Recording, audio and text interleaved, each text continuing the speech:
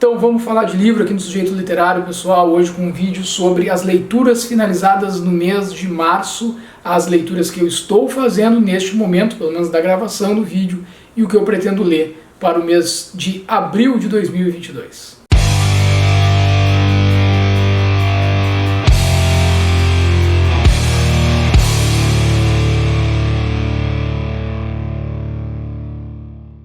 Então vamos lá, vamos conversar um pouquinho aqui a respeito das leituras realizadas neste mês de março, para começar. Depois eu te falo o que eu estou lendo nesse momento e o que eu pretendo ler para o mês de abril. Eu vou começar falando sobre Júlio Ramón Ribeiro, vou falar do livro Prosas Apátridas, um dos últimos livros que eu li neste mês de março, e que eu acho que é bem interessante dividir um dos trechos do livro com vocês, para ver o que vocês acham aqui da prosa do Júlio Ramón Ribeiro, para ficar aqui uma redundância em relação ao título. Quantos livros, meu Deus! E quão pouco tempo e às vezes quão pouca vontade de lê-los. Minha própria biblioteca, onde antes cada livro que entrava era previamente lido e digerido, vai ficando infestada de livros parasitas, que chegam lá muitas vezes não se sabe como, e por um fenômeno de imantação e de aglutinação contribuem para cimentar a montanha do ilegível. Então é uma reflexão bastante interessante, falando hoje desta minha pequena montanha aqui de livros lidos, porque Júlio Ramón Ribeiro era um autor que eu ainda não tinha tido contato. E este livro foi uma indicação da Aritana Becker, que é uma das nossas parceiras aqui no Sujeito Literário. A gente vai fazer alguns vídeos, aí já estamos bolando alguns vídeos para conversar sobre alguns autores, alguns livros. Não vai ser o caso do Júlio Ramón Ribeiro a princípio, não sei, pode vir a ser. Mas ela me chamou a atenção para essa obra aqui, que é uma obra que, na verdade, ela tem uma série de fragmentos de textos que o Júlio Ramón Ribeiro foi escrevendo. Então são diversos assuntos abordados aqui. De início, quando ele estava ali construindo as suas primeiras ideias no livro, eu entrei meio atravessado na leitura, até tinha comentado com a Aritana, que eu tinha achado ele um pouco pedante. A forma como o Júlio Ramón Ribeiro colocava as questões, me parecia que faltava inclusive uma autocrítica. Muito bom em criticar os outros, porém incapaz de ver o que ele mesmo acabava por fazer, muitas vezes na forma dele de se comunicar. Enfim, aí eu fui caminhando com a leitura aqui, e olha que impressionante que é realmente a literatura, né? Porque eu fui lendo o livro e fui me dando por conta de que aqui, por se tratar de uma série de assuntos, não é só sobre a intelectualidade, não é só sobre a cultura, não é só sobre política, não é só sobre história, é sobre a relação dele com o filho, é sobre a relação dele com o mundo, é sobre a experiência dele de morar em Paris, é sobre uma série de questões que parecem que podem estar distantes, mas que na verdade dizem respeito à vida e ao cotidiano de todos nós. E são leituras que a gente pode fazer de forma aleatória, né? Se vocês olharem bem aqui, não tem a necessidade de tu ires lendo até o final. Eu fui pegando esse livro para ler, muitas vezes quando estava indo buscar o meu filho para aguardar a saída dele da escola. Enfim, no dia a dia tu vai encaixando com outras leituras. É uma obra bem interessante.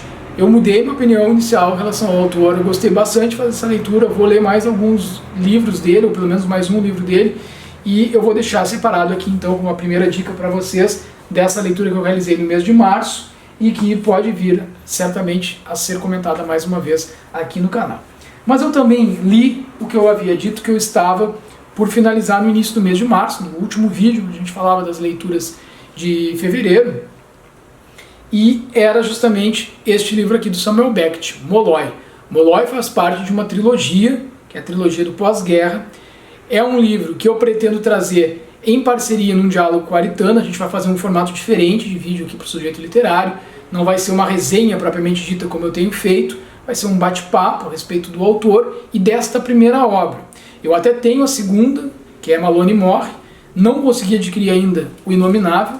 Então, o Inominável está incomprável, porque o preço dele está muito alto nos sebos. Eu não sei porque que a Biblioteca Azul não lançou, já não relançou, né, esse livro que fecha a trilogia do pós-guerra.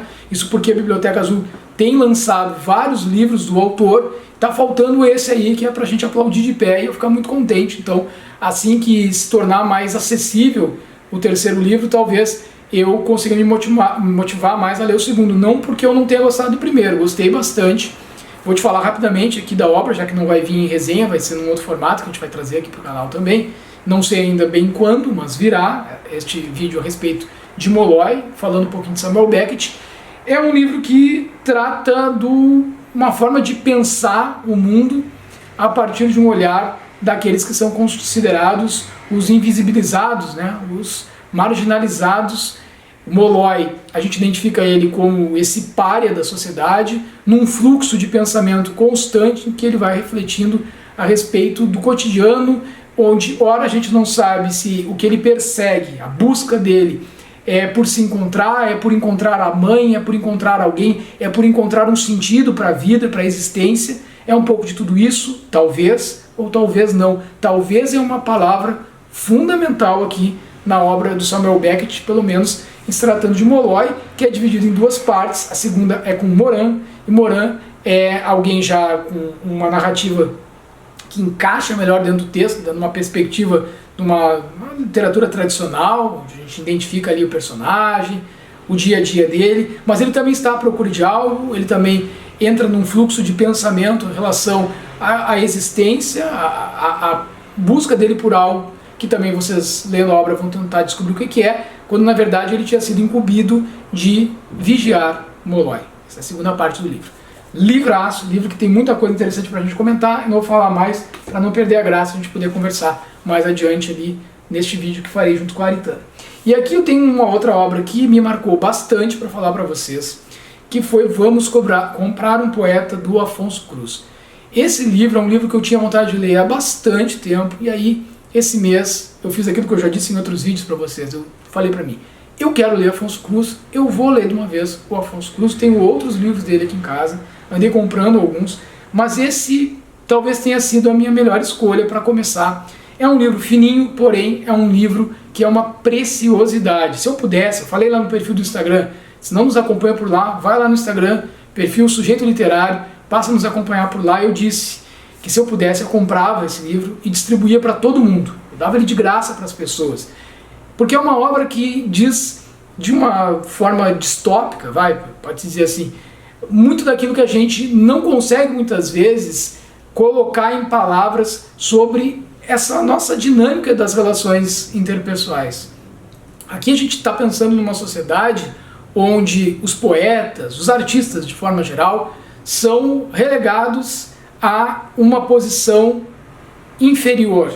Eles são colocados na condição quase como de pets, de animais, isso mesmo, animais domésticos, onde esses personagens, estes atores, palhaços, escritores, poetas, artistas plásticos, todos eles passam a ser adquiridos pelas pessoas. Afinal de contas, essa sociedade levou ao extremo a ideia de que, para que a gente possa gastar o nosso tempo, tem que ser com algo que dê um retorno monetário, financeiro, imediato.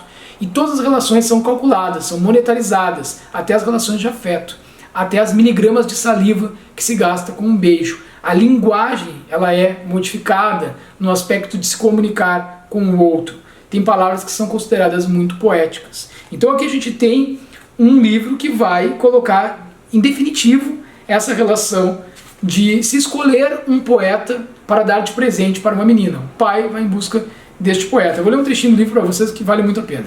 O pai apontou para o poeta que fungava e não tinha patrocínio nas roupas e perguntou se aquele exemplar era subversivo, que é a característica mais temida nos poetas. É o equivalente à agressividade dos cães. O senhor da loja respondeu: está abaixo de 2%.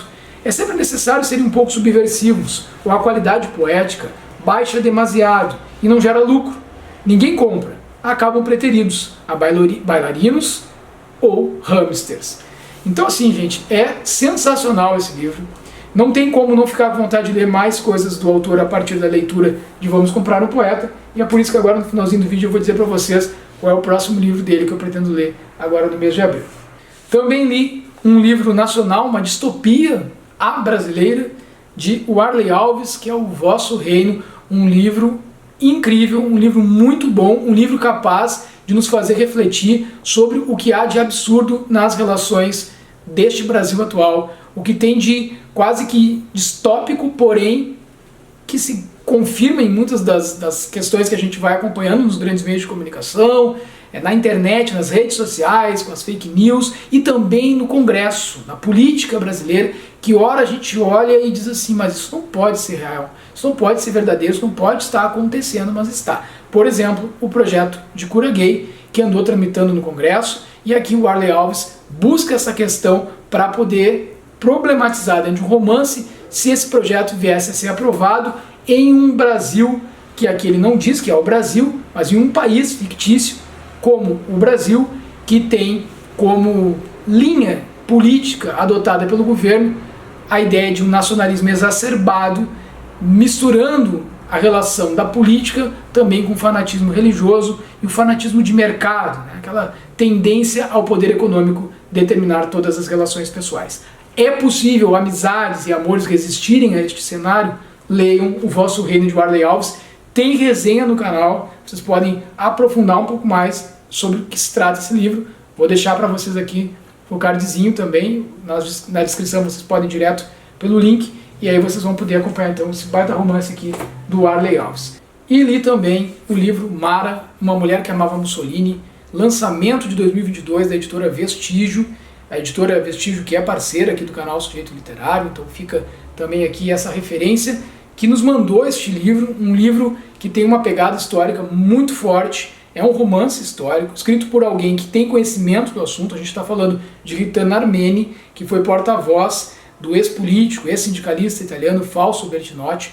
É uma leitura que é bastante fluida, é acessível a todo o público, principalmente se você tem interesse em saber um pouco mais sobre a Segunda Guerra, sobre como foi o contexto das barbáries cometidas pelo fascismo na Itália. Aqui a gente tem uma boa porta de entrada, é um livro que vai te mostrar principalmente como que as mulheres foram criando estratégias ali de sobrevivência com as consequências dos conflitos que ocorreram durante a Segunda Guerra. Então vários conflitos são trazidos aqui para ser contextualizados dentro do livro e intercalando observações da autora com o próprio romance.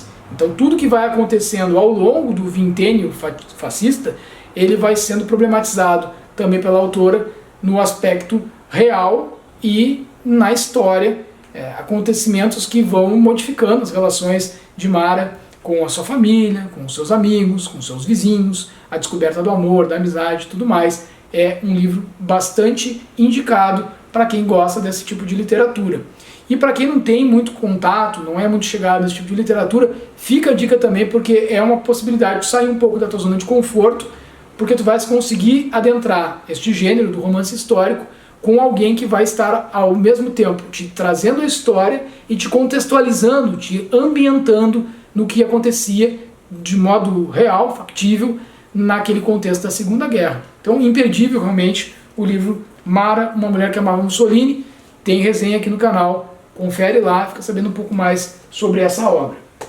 E eu também comecei a leitura, agora estou lendo o livro O Avesso da Pele, do Jefferson Tenório. O Jefferson Tenório, que recentemente publicou no seu perfil pessoal no Instagram, que ele foi até alvo de matérias aí pelos meios de comunicação, que ele teria sofrido ameaças de morte.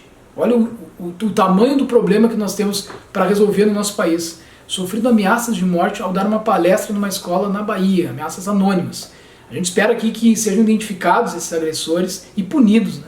Porque a gente percebe o quanto que o ódio se tornou política no nosso país, né? Se transformou em uma forma de fazer política e não pode mais que seja por aí, né? A gente não pode mais aceitar esse destino que está sendo traçado. Nós vamos voltar aqui para o livro do Warley Alves e aí eu vou ter que chamar de novo a atenção para vocês aonde que o ódio institucionalizado enquanto política pode nos levar.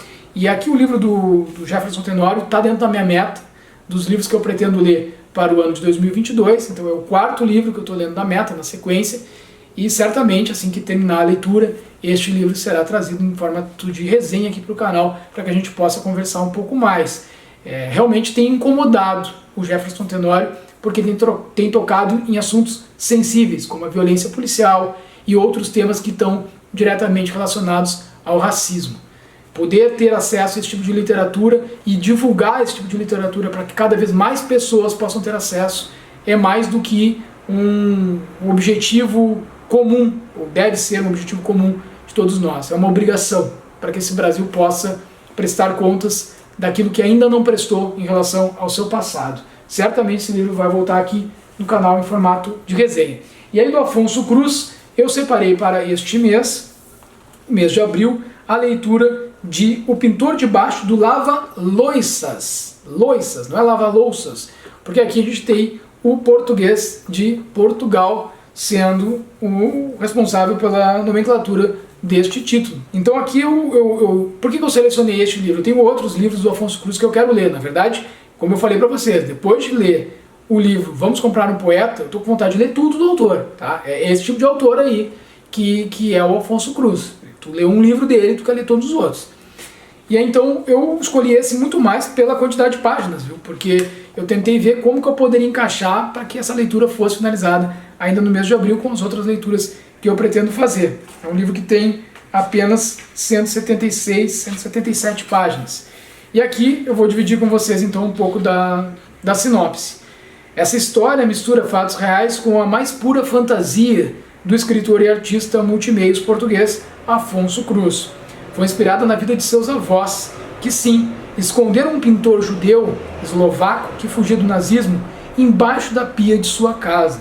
Ao acompanhar a trajetória de Josef Sors, Afonso Cruz constrói habilmente um novo romance de formação, investindo com fé e sensibilidade no poder transformador da literatura e possibilitando outros olhares sobre as relações entre o coletivo e o individual em meio ao ambiente do conflito e perseguição que marcou o século XX com suas duas guerras mundiais. Então eu não vou sair muito desse ambiente que eu adentrei com Mara, né, a partir do livro que eu li agora no mês de março, da editora Vestígio, e vou dar continuidade a isso só aqui numa perspectiva diferente, então, com o português Afonso Cruz. Também vou para mais duas leituras, esta é a minha meta mínima, tá? Eu estou justamente selecionando esses livros que eu vou mostrar para vocês aqui, agora em formato de sinopse do que eu pretendo ler para o mês de abril, porque podem vir outras leituras a se somar a essas, provavelmente virão, mas essas é a minha cota mínima, essas eu pretendo ler com toda certeza no mês de abril, a não ser que aconteça algum desastre, mas eu também vou comunicar a vocês. E a outra leitura é esta aqui, Alberto Mangel, o argentino Alberto Mangel, com o livro O Leitor como Metáfora, O Viajante, a Torre e a Traça.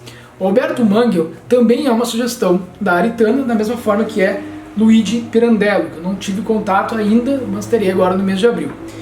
O que acontece com o Alberto Mangel? Da mesma forma que Ítalo Calvino, são autores que me interessam bastante, mas eu sempre priorizei outras leituras. Então, livros que falam de livros nunca esteve assim no topo da minha prioridade, mas agora fui convencido pela minha amiga Aritana de que podem ser sim boas leituras, leituras inclusive que nos ajudam a nos construir enquanto leitores. Eu optei por este também pelo fato de ser um livro mais curto, né? É um livro que, conforme a sinopse diz aqui, desde a origem da escrita há cerca de 5.000 anos, o ato de ler carrega consigo uma infinidade de significados simbólicos e práticos para os diferentes povos e civilizações. Neste alentado ensaio, Alberto Mangel traça com graça e clareza um inventário desses inúmeros sentidos, desvelando as metamorfoses experimentadas pela leitura ao longo dos séculos no imaginário dos indivíduos e das comunidades. Então, dos remotos tempos da epopeia mesopotâmica, de Gilgamesh, às publicações eletrônicas de Homero, às vanguardas do século XX, da Bíblia, à internet. Essa figura singular, o leitor, tem sido visto alternadamente com admiração, desconfiança ou escárnio. Então vamos ler Alberto Mangel, já fica o convite para que tu possas fazer essa leitura também. Vamos conhecer um pouco da obra deste autor, que também tem romances, inclusive eu encomendei um dos romances dele e não chegou, tá? Não veio, até acontece isso.